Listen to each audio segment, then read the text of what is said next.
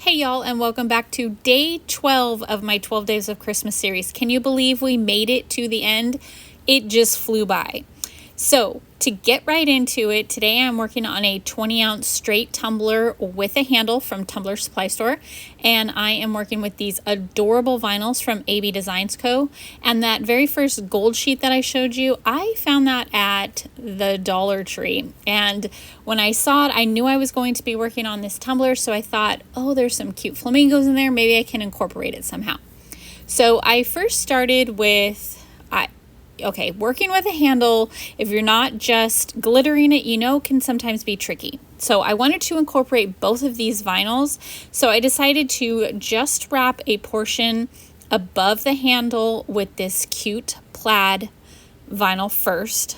I just trimmed that off, and then when I trimmed it after the overlap, I did it diagonal so that it would kind of blend in that seam more than if I just cut it off straight. And then I am deciding how thick I want the flamingo vinyl. I didn't want to cut any of the flamingos in half, or I wanted at least some full-sized flamingos on there.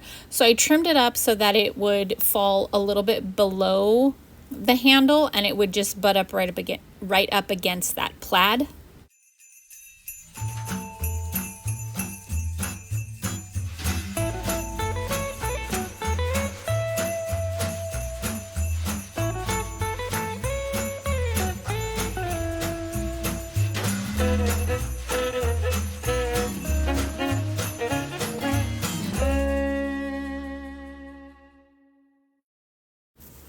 I'm going to start by applying it to the tumbler using the hinge method. I just cut a little of that backing off, and then I'm going to push it with my squeegee and wrap it around.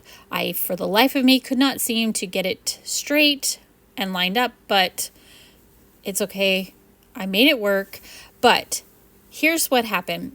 I wrapped it around, and then I realized that more of those full-size flamingos were going to get cut off, and I really didn't want that. So I backed up a little bit. I trimmed off the vinyl just before it would cut off the full-size flamingos, and then I'm going to trim the vinyl and then place it on. So we're basically piecing together. Actually, what I take that back. I trimmed it, and then I started on the other side of the handle, and then we're going to piece it together under the handle. So I placed that on just like we're doing the same thing, just in the opposite direction. So once there was an overlap, I trimmed it off, and I trimmed around the flamingo's tail so it just kind of looked more cohesive. And then I took a little piece and placed it under the handle, and I will explain how I did that.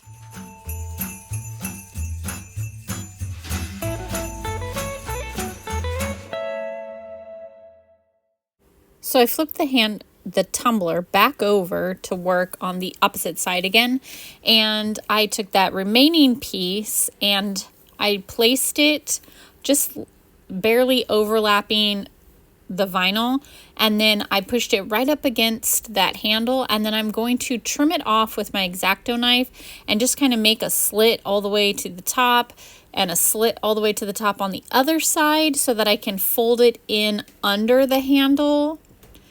If any of that makes sense, I'm hoping it kind of does as you're watching this. So I basically just trimmed it right where the edge of the handle is, and then pushed it under, and it kind of just wrapped around and made it look seamless.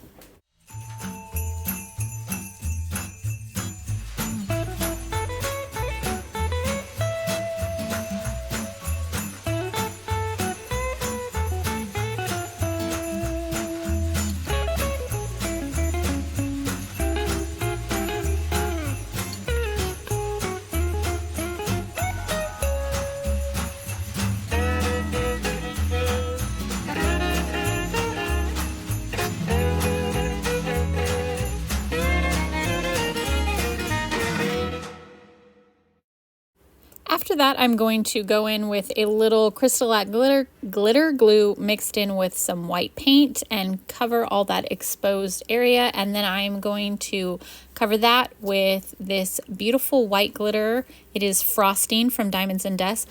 I didn't want anything that had really any color shift. I wanted a really good pure white, so this was the perfect color.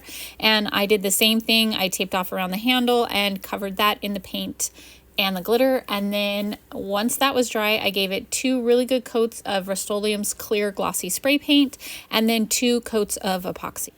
After that, I decided I wanted the Christmas light strand to be replicated on the bottom, and I am doing that using my daughter's. I stole all her alcohol ink markers, and I am just drawing a little round circle ball in random places. I matched 3 colors that really stood out from the vinyl, and I'm just randomly putting circles all over the bottom, spacing out enough so it looks like a strand of lights.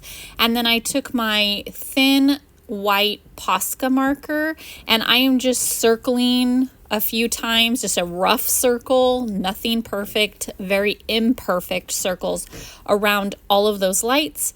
And then I had a really thick black Posca marker and I just thought it was too thick. So I am using a black Sharpie, so it's a little bit lighter and not so bold.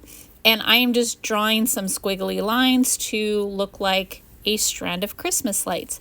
The strand of Christmas lights on the flamingo vinyl are circles and it has a black strand. So I thought it was a perfect little take on that.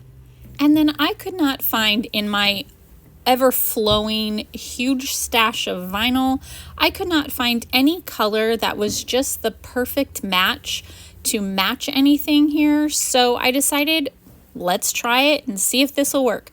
So I took some flat white matte vinyl, matte vinyl, and I cut out the words Merry Flocking Christmas, and I just colored them with those same alcohol ink markers that I used to color the Christmas lights.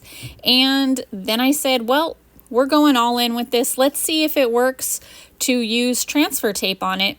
And it sure did. I didn't know if it would peel off the color or if it would work, but it did. So this is a game changer. If you ever need a specific color match, this is an option. So I just applied the word Christmas first. It didn't pick up 2 letters, so I just hand placed those on. And then I put Merry, and then I added flocking. And I did, before I picked it up, I rubbed the transfer tape on my sweatshirt just to make sure it wasn't too sticky, because sometimes this Hobby Lobby standard grip transfer tape, it does get a little sticky sometimes.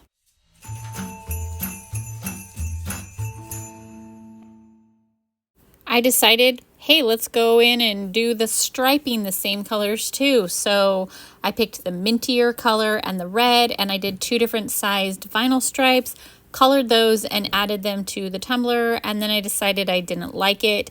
It needed just a little bit something more. So I found this tape in my stash of nail tape collection, and it was perfect. It was just what it needed because there's a little bit of gold in that plaid vinyl. However, oh, and then I added a little thin red stripe next to it. However, then when I epoxied it, I forgot to seal that tape, so it shifted. So that's good though, because I thought I was finished with it and then I was bummed, like, how am I going to cover it up? To me, it was so noticeable that it had moved. And then I remembered, oh, I forgot to use these gold flamingos. So we're adding the flamingos, and let me tell you, they transfer so easily. Like, it was almost transferring on the paper that I put it down on, so be very careful if you use those. But they were so pretty, just that touch of gold to the flamingo vinyl.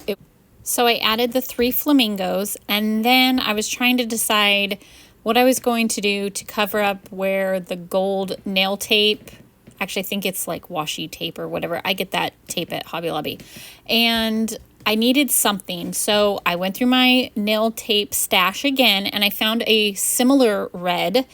and I found a holographic gold, and I took it in where those stripes were, and I decided to do this, not scatter method, but I call it like the spider web method. I don't know what it's really called, but I just wrapped it around so that it wasn't in one straight line, but kind of like an all over look. And I did that with the red and the gold, and I did that on the top and the bottom. And I actually really like it. It just kind of brings like an element of surprise, and I don't know. But anyways, it covered up my mistake and I really like it. So after that, I sealed it and gave it 2 final coats of epoxy, and it was all done. What do you guys think? Did I cover up my mistake good? I really love that I was able to use those alcohol ink markers to make it a little bit more custom, and that is it. I can't believe we made it to day 12. Those days just flew by. I was so nervous to do this series. I didn't know if anybody would want to watch, but y'all have been so amazing and shown me so much love and support. I am so thankful for each and every one of you.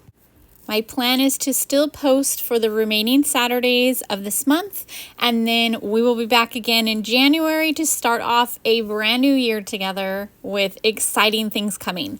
I will see y'all on Saturday, and thank you all so much for all of the love and support. Bye, y'all.